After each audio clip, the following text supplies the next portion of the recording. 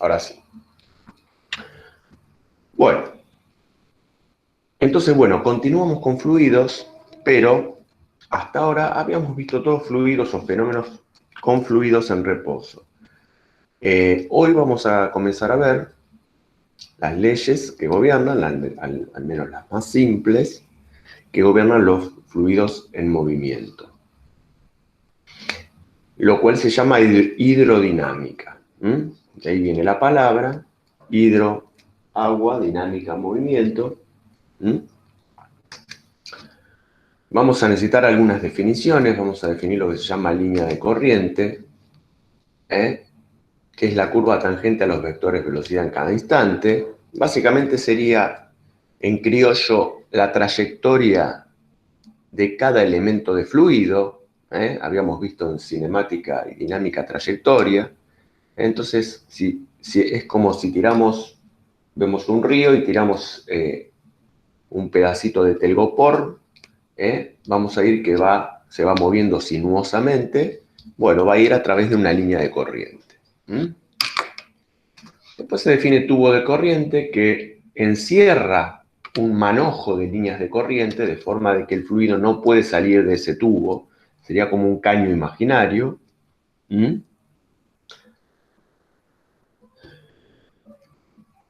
Y después tenemos lo que se llama flujo estacionario. El flujo estacionario es cuando en cada punto del fluido los parámetros dinámicos, como presión, densidad, velocidad, no cambian con el tiempo. Básicamente, las líneas de corriente no van cambiando. Por ejemplo, un fluido estacionario es cuando abren la canilla en la cocina, que se arma ese hilito de vidrio tipo una varillita. Eso sería un fluido estacionario. En cambio, cuando le dan más fuerza, se desordena todo. Eso sería un fluido que no está en régimen estacionario. Y dentro de eso vamos a definir lo que es fluido real y fluido ideal. El fluido real va a perder energía al fluir, mientras que el ideal no va a perder energía y lo vamos a considerar incompresible. Básicamente va a servir para el agua y no para los gases, porque muchas de estas ecuaciones sirven para gases y para líquidos, pero la definición de fluido ideal está forzando a que solamente sirvan para fluido incompresible, o sea, para líquidos, básicamente. Y va a carecer de viscosidad, que es el rozamiento interno que tiene un fluido real. Por ejemplo, la miel tiene una viscosidad que le resta energía cinética por pérdida por rozamiento, lo que se llama viscosidad. Eso lo vamos a ver en la próxima clase. Bueno, ¿cómo se mueve un fluido? Básicamente lo que acabo de mencionar con la canilla, ¿no? Tenemos un fluido circulando por una cañería, y hay un obstáculo. A baja velocidad el fluido se comporta de forma ordenada, pero cuando empieza a aumentar la velocidad empiezan a aparecer turbulencias, o sea, esas líneas empiezan a desordenar. Y es un movimiento caótico, básicamente un movimiento caótico.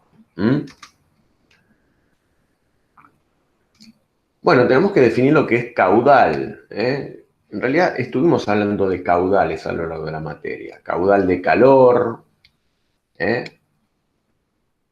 era básicamente la cantidad de algo por unidad de tiempo que pasa. Entonces acá vamos a tener lo que se llama caudal másico, que es, pensando en una sección, en un tubo de corriente o en un caño, es la cantidad de masa que pasa por unidad de tiempo, por esa cañería o por esa región imaginaria.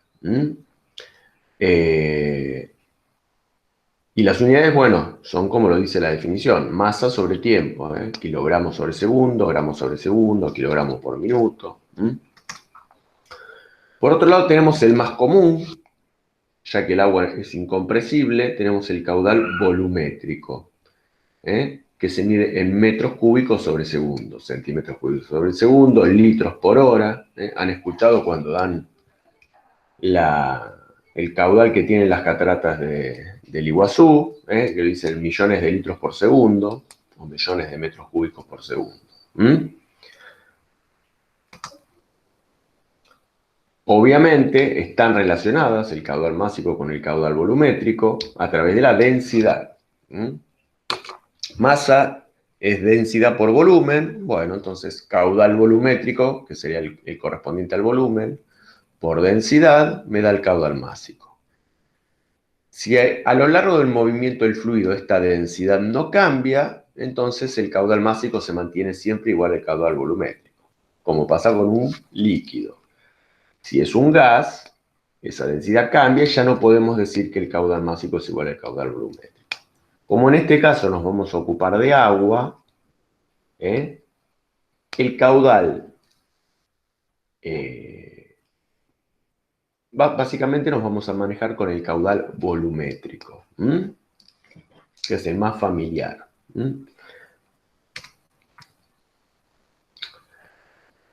Bueno, pero entonces, digamos, de alguna manera, cuanto más caudal tengo que pasa por una cañería, debería de alguna forma estar relacionado con la velocidad del fluido, no solo con el diámetro del caño o su densidad. Cuanto más rápido se mueve por una cañería, o sea, cuanto más cantidad de agua está pasando por segundo por una cañería, aumenta el caudal. O sea, vamos a demostrar acá que aumenta la velocidad.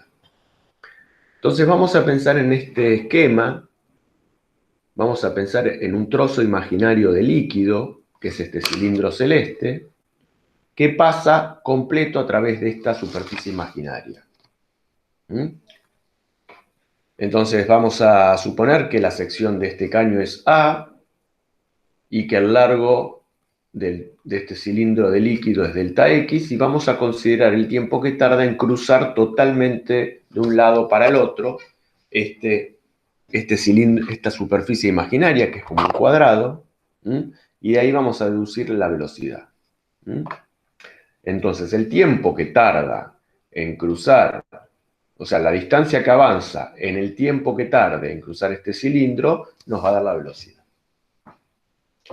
Entonces vamos a pensar, esto es una deducción que, si la entienden, mejor, pero no es estrictamente que esto se va a tomar. Pero vamos a ver cómo sale. Entonces, ¿cómo sería la variación de volumen? La variación de volumen, la cantidad de volumen que cruzó esta superficie, es básicamente el volumen del cilindro. ¿Cómo era el volumen de un cilindro? ¿Alguien me dice?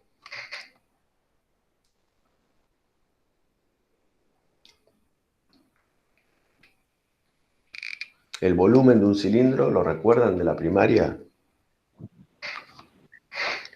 Sí, por radio al cuadrado por altura.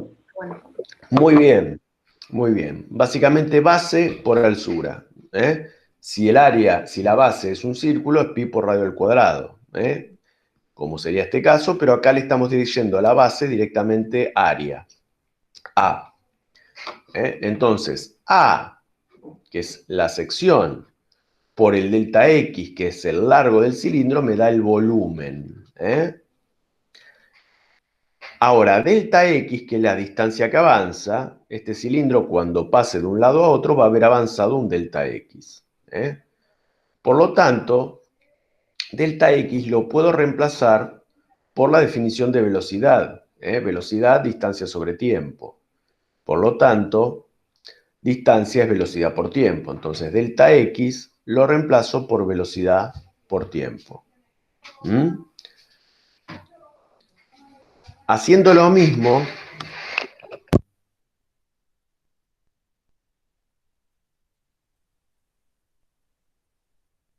se cortó el audio. Entonces,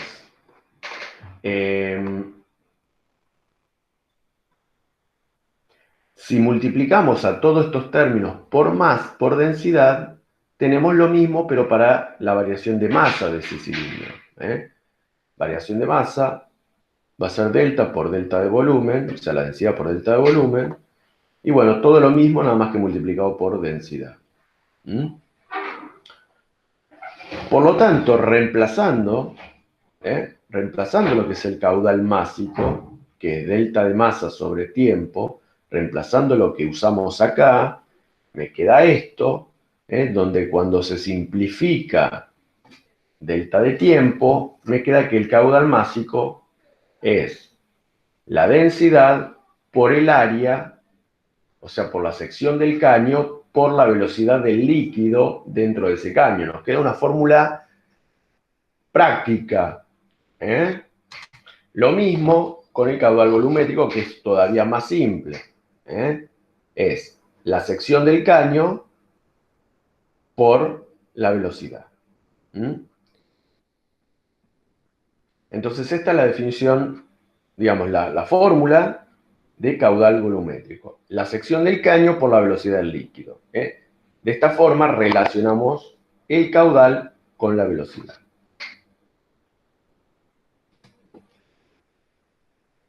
De acá sale la primera ley, que es la ecuación de continuidad. Debido a la conservación de la masa, no puede aparecer masa de la nada o desaparecer. Lo que entra por un lado del caño tiene que ser igual a lo que sale.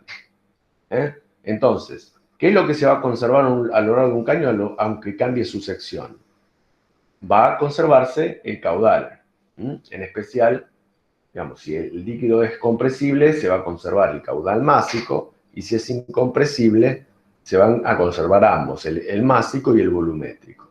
Acá estamos viendo como una sección de cilindro, de sección S1, pasa por el angostamiento del caño y se transforma en un cilindro más largo, de menor sección, S2. Estos dos volúmenes deben coincidir. Lo que vamos a relacionar son las velocidades. En S1 debería ir más lento y en S2 debería ir más rápido, obviamente. Como cuando apretan el pomo de pasta dentífrica, que ustedes lo apretan lento, pero por la punta del pomo sale muy rápido. Eso es por la conservación del caudal. Como el caudal se conserva, el caudal en 1 tiene que ser igual al caudal en 2, y por lo tanto S1 por B1 es igual a S2 por B2. Y esa es una de las ecuaciones que vamos a usar y que está en la hoja de fórmulas. La conservación del caudal, la ecuación de continuidad. Cuando uno tiene la velocidad en un punto y la sección, y tiene la sección en el otro punto, puede hallar la velocidad con la que va a ir el fluido en esa sección. Si fuera másico, hay que agregarle el delta, que prácticamente no va a ser nuestro caso. Un ejemplo de esto, bueno, cuando ustedes están con la manguera y quieren que el agua llegue más lejos, estrangulan con el dedo la salida de agua, por lo tanto están reduciendo S2 y por lo tanto aumentando la velocidad con la que sale el líquido, logrando que el líquido llegue más lejos.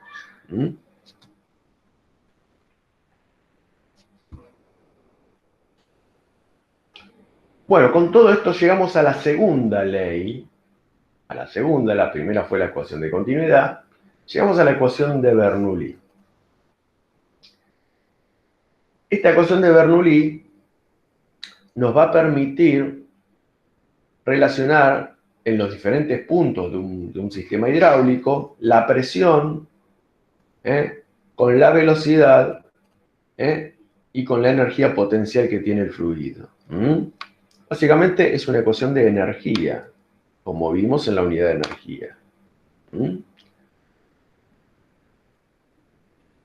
Básicamente, ¿qué me relaciona la ecuación de Bernoulli? Me dice lo que ya sabemos de energía mecánica, me dice que la energía mecánica del fluido a lo largo de una línea de corriente se conserva.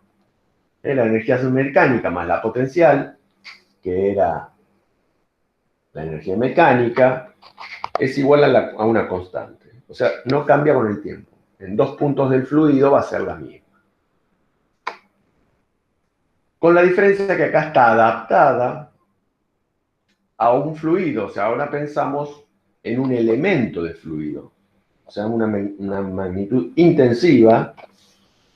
Por lo tanto, lo dividimos por el volumen de ese elemento. Cuando tenemos energía sobre volumen, se transforma en presión. La presión no es otra cosa que la energía por unidad de volumen.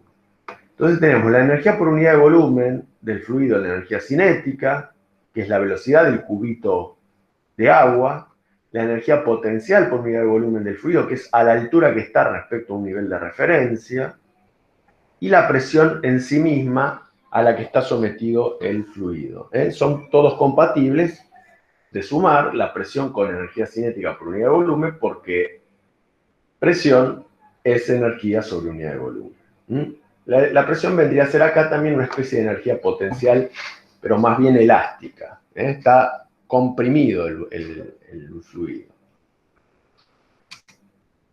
Recordando, si recuerdan, de que energía cinética era 1/2 de la masa por la velocidad al cuadrado, y la energía potencial era masa por gravedad por altura. Bueno, adaptándolo, ahora reemplazamos, en vez de tener la masa, tenemos la masa por unidad de volumen. ¿Qué era la masa por unidad de volumen? Era la densidad. Entonces, en vez de tener 1/2 de la masa por la velocidad al cuadrado, tenemos 1/2 de la densidad por la velocidad al cuadrado. Y lo mismo con la energía potencial. Teníamos que era m por g por h, o m por g por z. Ahora tenemos delta por g por z. Repito, porque la densidad es masa sobre volumen. Entonces, de estos términos de energía cinética, que sería 1/2 de la masa por la velocidad al cuadrado sobre el volumen, agrupo masa sobre volumen y me queda densidad. Lo mismo con la potencia. Entonces tenemos la ecuación de Bernoulli, que se va a ser válida a lo largo de diferentes puntos del fluido, lo cual nos va a permitir hallar alguna variable en otros puntos de un sistema hidráulico, conociendo los puntos en un dado lugar. Si en un dado lugar tenemos la presión, la velocidad y la altura de un fluido de densidad delta, sabemos que esto es constante a lo largo de todo el fluido. Entonces, si el fluido cambió de altura, cambió de velocidad, igualando esto con la misma ecuación, en otro punto, donde tenemos, por ejemplo, la altura y la presión, vamos a poder despejar la velocidad del fluido en ese lugar. O si tenemos la velocidad, vamos a poder despejar la presión. O si tenemos la presión y la velocidad, vamos a poder despejar la altura. Así es como funciona la ecuación de Bernoulli. Una ecuación de energía, que es lo que ya vimos. Por eso se da la introducción de energía, cinética y potencial mecánica. Justamente acá vemos la utilidad práctica. Tenemos una cañería que cambia de dimensión, que cambia de sección, donde el volumen entra en 1 y sale en 2. Tenemos la altura Z1 y la altura Z2. Y tenemos la presión P sub 1 y P sub 2. Y si conocemos B1, en el punto 1 podemos calcular presión 1, que por ejemplo puede ser la atmosférica, o la presión de una bomba, o de un tubo de aire comprimido que empuja el fluido para arriba. Acá en P sub 2, si la cañería está hacia el medio ambiente, sería la presión atmosférica, entonces la conocemos. Entonces en 1 calculamos P sub 1, más 1/2 de delta por B sub 1, más delta por G por Z1, porque conocemos la altura. Y en 2, si tenemos la presión, que sería la atmosférica, tenemos Z2, porque nos lo está mostrando el gráfico, bueno, podríamos despejar B sub 2. Esta es la forma en que se usa la ecuación de Bernoulli. No es otra cosa que una ecuación de energía. ¿Alguna pregunta hasta acá? No. ¿Queda claro? Tenemos hasta ahora dos ecuaciones, dos leyes.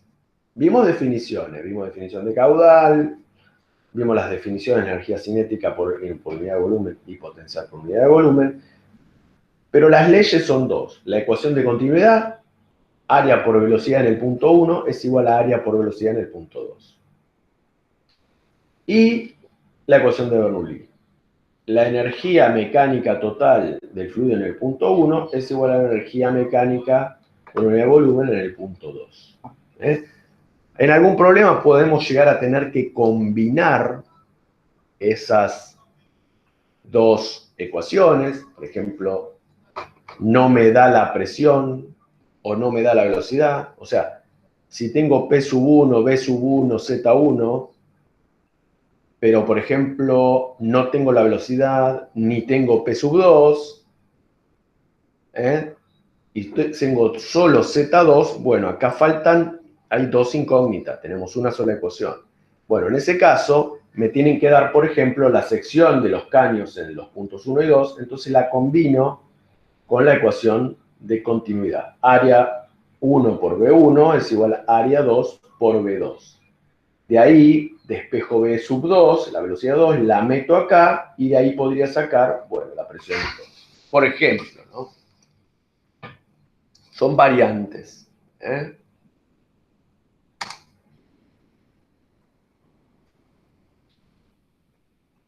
Como corolario, si el fluido no presenta turbulencia, la expresión esta se mantiene constante para cualquier punto del fluido, no solo a lo largo de una línea de corriente. Acá estamos viendo una línea de corriente. En teoría, si el fluido es desordenado, la ecuación de Bernoulli solo valería para una línea de corriente, que sería totalmente desordenada. ¿Cómo uno hace para seguirla? Si el fluido no presenta turbulencia, bueno, las líneas de corriente son ordenadas, pero eso implica de que no solo me tengo que parar a lo largo de una línea de corriente, sino que en cualquier punto del fluido la ecuación de Bernoulli es constante.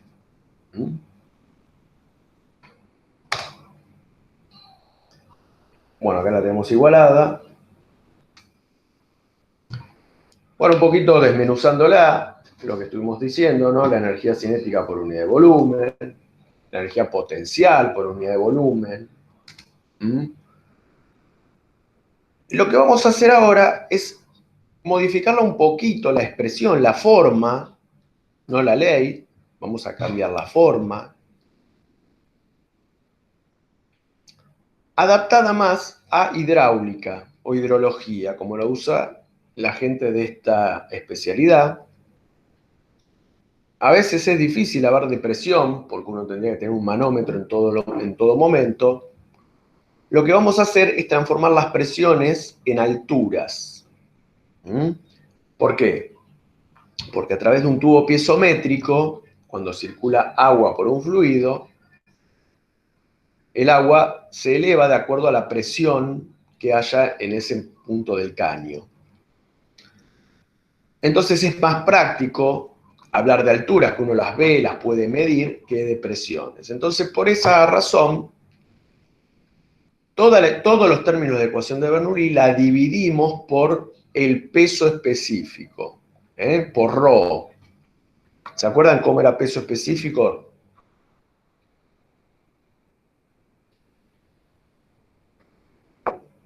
Densidad por gravedad. Densidad por gravedad, muy bien. Delta por G era ρ. Entonces, le vamos a dividir por peso específico y en vez de llamarle presión, le vamos a llamar, por ejemplo, carga de presión. Y le vamos a llamar H sub P, porque está relacionado con una altura. Entonces tenemos la carga de presión, el término de velocidad, si lo dividimos por ρ, nos queda B cuadrado sobre 2G, que se llama carga de velocidad, y se representa con H sub V. Ahora vamos a ver esto que suena medio abstracto, cómo lo podemos visualizar de que estas cargas de velocidad se representan como alturas. Y Z, bueno, cuando divido, fíjense, delta por G es el peso específico, es ρ. O sea que este término naranja es ρ por Z1. Al dividir por ρ me queda Z. O sea, es verdad que queda con unidades de altura, pero en este caso queda clara la razón. Es la altura. Entonces la carga de altura, H sub G, es la altura.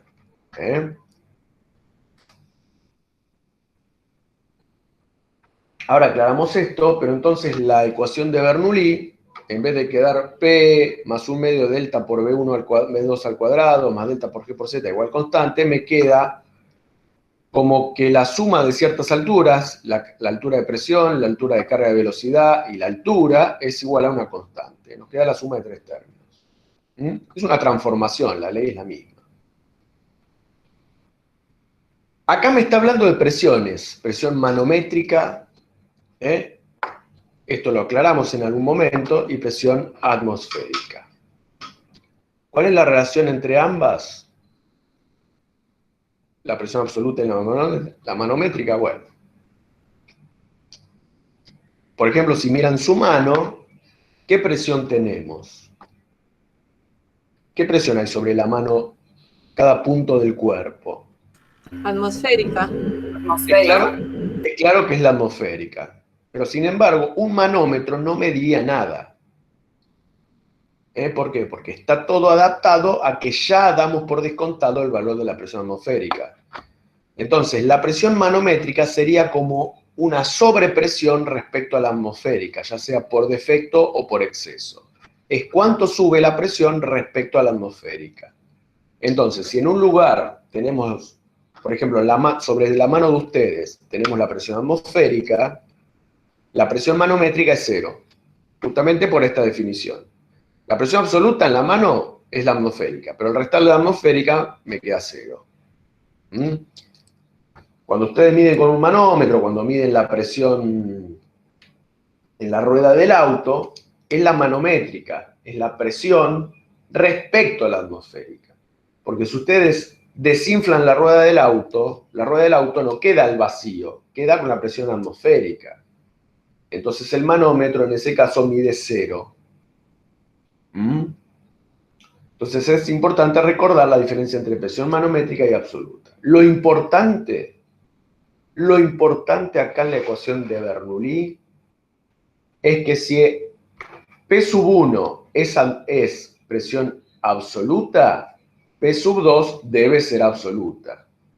Ahora, si decido usar P manométrica, presión manométrica, si P sub 1 es manométrica, P sub 2 debe ser manométrica. No puedo mezclar manométrica con absoluta. Puedo usar la que quiera, porque tiene que ver con un sistema de referencia. A las dos le sumo la atmosférica o a las dos le resto la atmosférica, digo, a ambos miembros, ¿no? Entonces, si P sub 1 y P sub 2 o son las dos manométricas o son las dos absolutas. Entonces, por ejemplo, a la salida de un caño que está al ambiente, en el caso si tengo que poner que el caño está al aire libre y sabemos que está a la atmosférica, bueno, si voy a hablar de presiones manométricas, le pongo 0. Si voy a hablar de presiones absolutas, le pongo la atmosférica. Lo mismo de este lado, ¿no?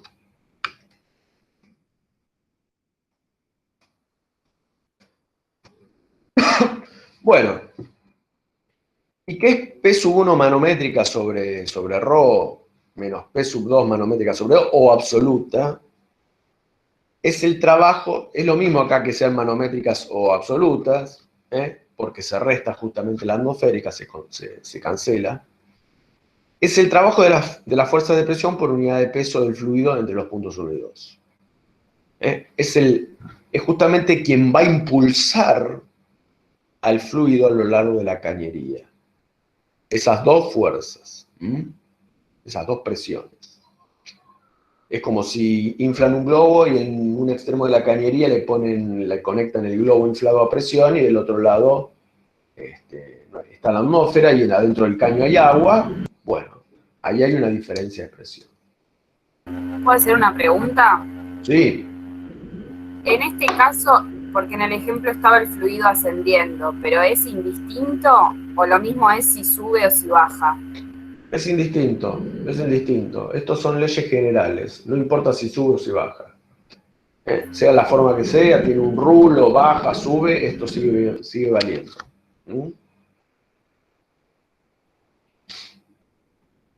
¿Quedó?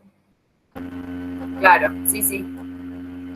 Después tendrás que ver, por ejemplo, ya hay una diferencia de presión, pero gana, por ejemplo, la energía gravitatoria, o sea, la energía potencial, el delta por G por Z, bueno, quizás esa diferencia de presión no te eleva el fluido por la cañería, porque la diferencia de presión es menor a la altura, o sea, la energía potencial para elevar ese fluido. Es lo que vimos un poquito cuando vimos el principio de Torricelli, de por qué no podíamos absorber con una pajita que tenga más de 15 metros, porque la atmósfera no tiene la fuerza para levantar el líquido por la pajita, ¿se acuerdan?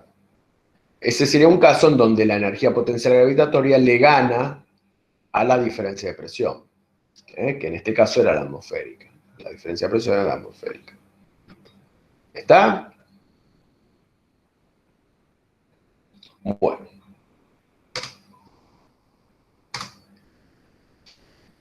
Entonces acá lo vemos un poco en un gráfico, línea de nivel piezométrico, línea de nivel energético. Esto se llama tubo de Venturi. Tenemos un tubo que cambia de sección, el fluido acaba más lento, después acaba más rápido y después vuelve a ir más lento. Entonces acá lo que tenemos es lo que se llaman piezómetros. Los piezómetros dan una idea de la presión manométrica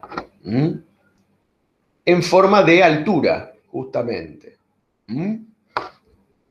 Entonces, analicemos un poco energéticamente lo que está pasando.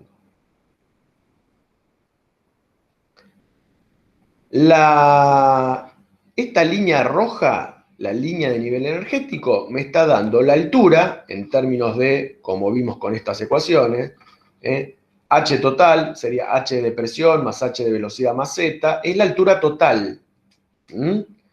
HZ acá no está, porque estamos todo el caño a la misma altura. Entonces tengo solamente carga de presión y carga de velocidad.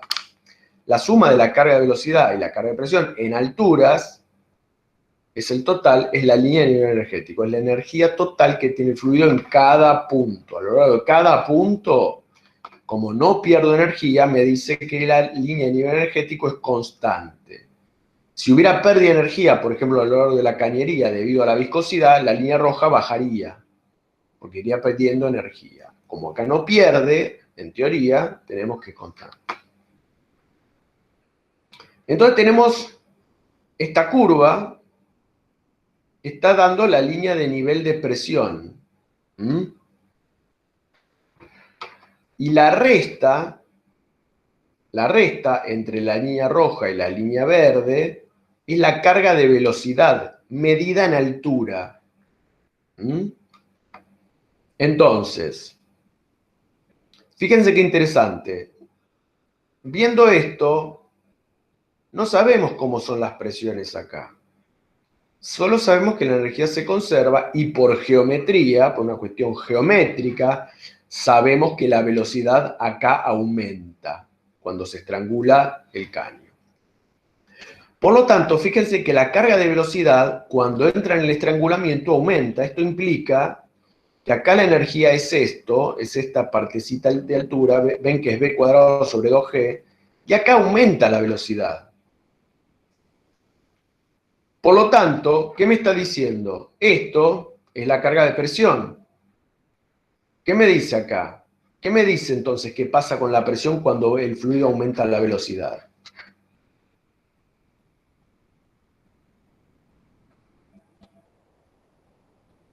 ¿Aumenta? Y sufre, claro, es más presión. Fíjense, ¿cuál altura es mayor de los tubos? ¿En la parte ancha del caño o en la parte angosta del caño? En la parte angosta. Entonces, ¿qué pasó? Altura, acá altura de la columna de líquido es exactamente igual a presión. ¿Qué pasó con la presión? Disminuye. Disminuye, es antiintuitivo. Cuando el líquido pasa, uno pensaría que entra como más apretujado y la presión aumenta, pero no, pasa lo opuesto. Hay una explicación molecular, pero cuando el líquido pasa por una zona de alta velocidad, la presión disminuye. ¿Mm? En clase se los mostraría prácticamente con una hoja de papel, para que me crean, ¿eh? Pero si vemos acá, el hecho de que aumente la carga de velocidad sería la resta entre la altura total y la carga de presión. Se ve que la carga de velocidad aumenta, obviamente, como es esperable, pero para que aumente la carga de velocidad, tiene que pasar un precio, algo pagamos. Bueno, hay baja de presión. Este es el principio también de los tubos Pitot, que miden velocidad en los aviones. Es lo que ha fallado en algunos aviones y ha causado accidentes también. Perdón, hay algo que no me queda claro, porque yo estoy pensándolo con una manguera. Si yo tengo un diámetro menor, o sea, yo tengo una manguera y de achico el diámetro, hay más presión, sale más agua, ¿o no? No, sale más velocidad. Vos no sabés cómo es la presión dentro del fluido en esa región. La presión dentro del fluido es menor. Claro, tenemos mal el concepto, ¿no? Es más velocidad, no más presión, ok. Listo. Claro, porque intuitivamente es antiintuitivo.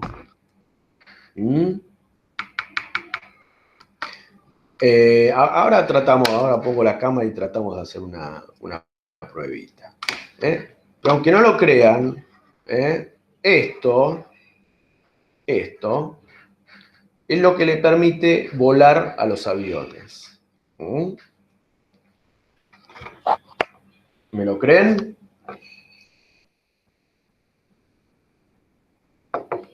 No, qué mentira, sí. ¿No me creen que gracias a esto pueden subirse en un avión e irse a Europa?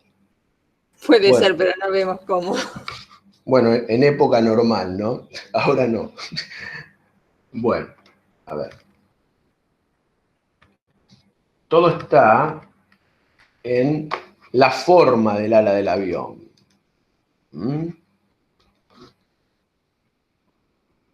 Si ustedes ven el ala de un avión,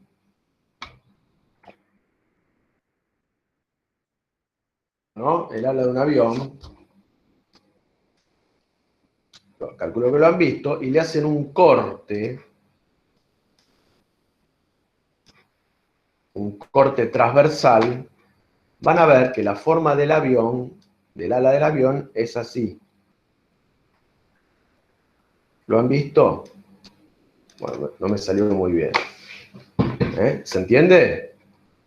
Entonces el corte, el perfil del ala del avión, el perfil de ataque, es una cosa así.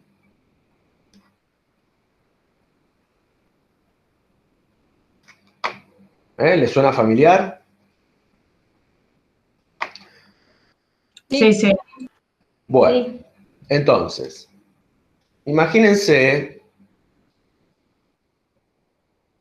que vienen dos hormiguitas, acá, dos hormiguitas amigas, y una dice, bueno, yo voy por acá, y la otra dice, yo voy por acá,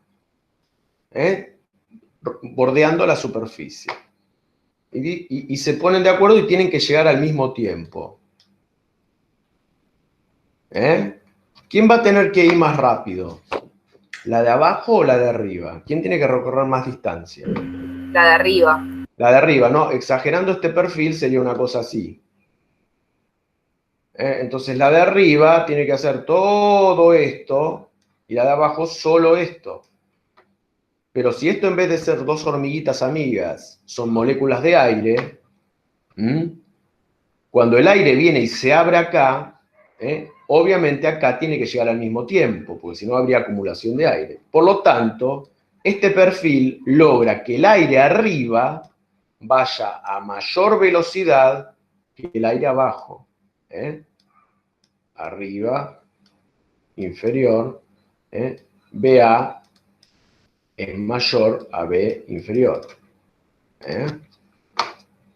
¿Cuál es la consecuencia de eso? Bueno, Bernoulli. Pensando en Bernoulli, ¿dónde es mayor la presión? Bueno, de acuerdo a Bernoulli, donde el fluido va a mayor velocidad, la presión, toda la capa de aire que está encima de esto, es una presión PA, vamos a poner, y abajo está presionando la atmósfera desde abajo con P inferior. Pero P inferior, justamente por una cuestión de la ecuación de Bernoulli, la P inferior tiene que ser igual a la P de arriba. O sea, como el aire va más rápido acá, Bernoulli dice que la presión que sufre la parte de arriba del ala es menor a la presión que sufre la parte de abajo del ala. ¿Y qué pasa con esto? Hay una diferencia de presión neta. Hay una diferencia de presión neta hacia arriba. Presión neta hacia arriba. ¿Cuánto mide el ala de un Jumbo 747, por ejemplo? Bueno, como varias casas mide. Debe tener 200 metros cuadrados. Un ala. Bueno, ¿cómo era fuerza? Fuerza, presión por área. Si tengo una presión neta y tengo un enorme área, aparece una fuerza hacia arriba, se llama fuerza ascensional.